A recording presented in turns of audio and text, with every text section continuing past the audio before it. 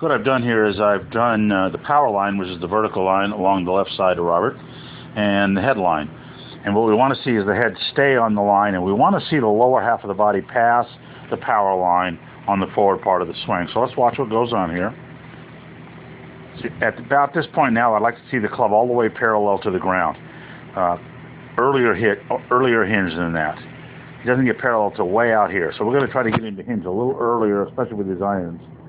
So he does hinge about here, so he's in a pretty good position, and he has dropped a little bit. Then you can see the left arm start to break down, not as much as it used to. But what we want to see now is a very dynamic move of the left knee to the green line, the right knee towards the left knee, and the hip sliding past the green line.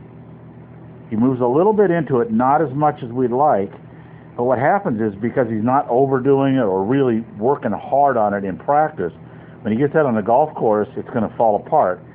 And I think you saw that on the tee shot on the earlier video I posted.